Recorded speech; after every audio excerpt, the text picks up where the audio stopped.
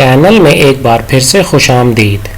وہ چاند جو بالکل ہماری زمین کی طرح ہے، جہاں پہ گھنے بادل بھی ہوتے ہیں اور طوفانی بارش بھی، اور جہاں ندیاں بھی بہتی ہیں اور تیز ہوائیں ریت کے ٹیلے بھی بناتی ہیں۔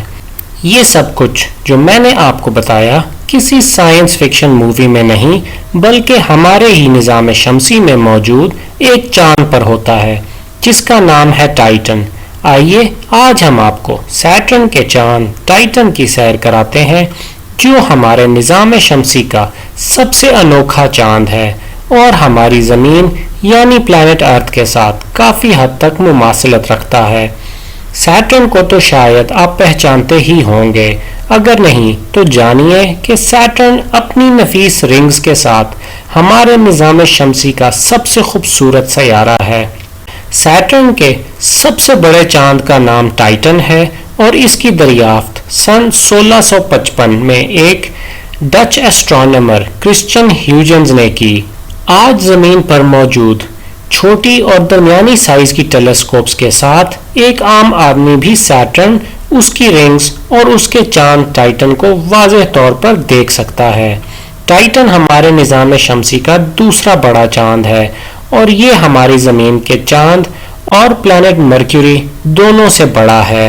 ٹائٹن ہمارے نظام شمسی کا واحد چاند ہے جس کے اوپر گھنی ہوا موجود ہے۔ زمین کی طرز پہ ٹائٹن کی ہوا میں سب سے زیادہ پائی جانے والی گیس نائٹروجن ہے۔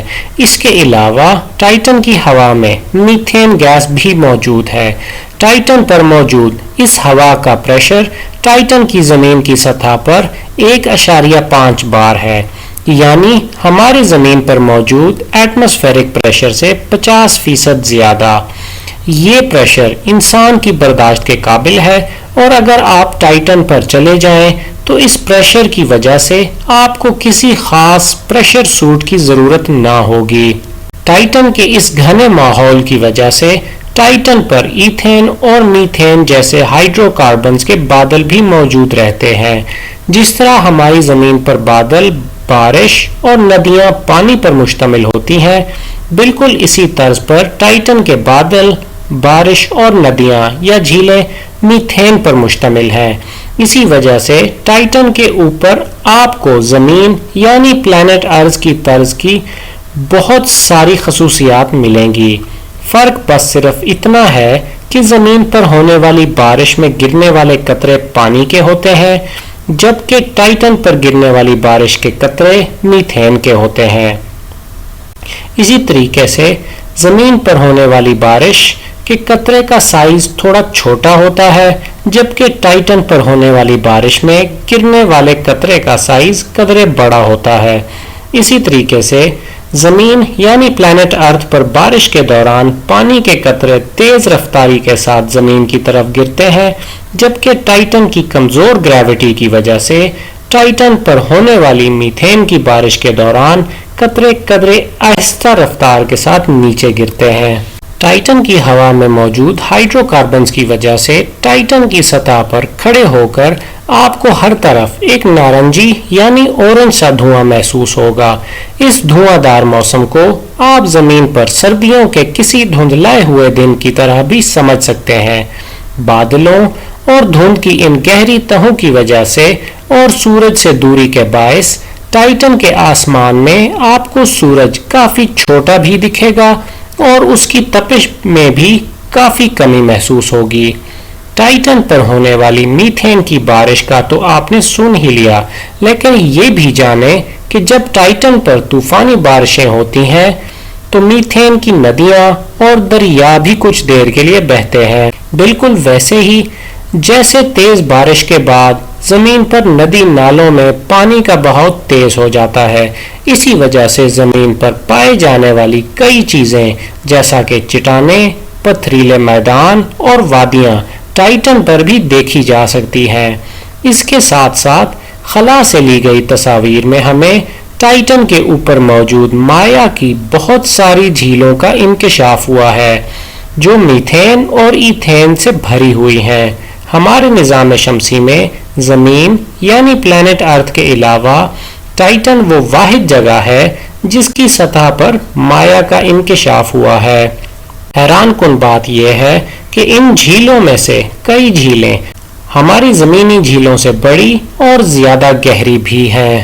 ناسا کی کسینی اسپیس کرافٹ کی لی گئی تصاویر میں ہمیں یہ بھی معلوم ہوا ہے کہ ٹائٹن کی سطح پر وادیوں، چٹانوں اور جھیلوں کے ساتھ ساتھ صحرا کی طرز پر ریت کے ٹیلے بھی موجود ہیں۔ ان ریت کے ٹیلوں اور زمینی صحرا پر موجود سینڈ ڈیونز میں فرق یہ ہے کہ زمین پر موجود ریت سلیکا سے بنتی ہے، جبکہ ٹائٹن پر موجود ریت کے بارے میں خیال کیا جاتا ہے کہ یہ واٹر آئس یعنی برف سے بنی ہے۔ ناسا کی طرف سے بھیجی گئی مختلف اسپیس کرافٹ نے وقتاً فوقتاً ٹائٹن کو قریب سے دیکھنے اور اس کی تصاویر کھینچنے کی کوششیں کی ہیں، جن سے ہمیں اس چاند کے متعلق قیمتی معلومات ملی ہیں۔ ان میں سے وویجر اسپیس کرافٹ اور کسینی اسپیس کرافٹ خصوصی طور پر قابل ذکر ہیں۔ کسینی اسپیس کرافٹ نے تو ایک عدد اسپیس پروب جس کا نام ہیوجنز پروب تھا اس کو بھی ٹائٹن کی طرف ریلیز کیا، جس کے بعد ہیوجن اسپیس پروب سن 2004 میں کامیابی سے ٹائٹن کی سطح پر اترنے والا پہلا اسپیس پروب بن گیا۔ ہیوجنز پروب نے ٹائٹن کی سطح پر کچھ تصاویر کھینچی جن میں ہمیں مایا کے بہاؤ سے گولائی پانے والے پتھر دیکھنے کو ملے ہیں۔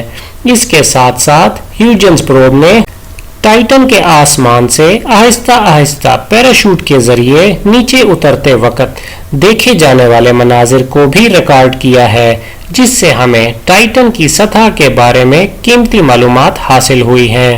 ان تمام تر مماثلتوں کے بعد شاید آپ کو ٹائٹن ایک مانوس سی جگہ محسوس ہو رہی ہو، اور واقعتاً ہونی بھی چاہیے۔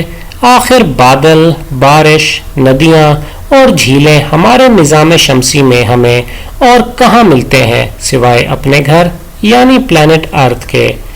کیا آپ بھی میری طرح سوچ رہے ہیں کہ انسان کب ٹائٹن پر زندگی تلاش کرنے میں کامیاب ہو جائے گا؟ بظاہر تو ٹائٹن پر زندگی کی موجودگی ایک وجہ سے انتہائی دشوار یا بلکہ ناممکن معلوم ہوتی ہے، اور وہ وجہ ہے سردی۔ ٹائٹن کا اوسط درجہ حرارت -180 ڈگری سیلسیس ہے، اور اسی وجہ سے ٹائٹن پر پتھروں کا کردار واٹر آئس یعنی برف ادا کرتا ہے۔ لیکن اس بارے میں مزید اور تفصیلی معلومات ہمیں تب ملیں گی جب ناسا کی سن 2026 میں لانچ کی جانے والی ڈریگن فلائی مشن سیٹرن پر 2034 میں پہنچ جائے گی اور ایک ڈرون کے ذریعے ٹائٹن کی سطح پر سفر کر کے اس کی مختلف خصوصیات سے ہمیں آگاہ کرے گی۔ تب تک ہمیں اس انوکھے چاند کے بارے میں تجسس ہی رہے گا۔ آخر میں ہمیشہ کی طرح دیکھنے کا بہت شکریہ۔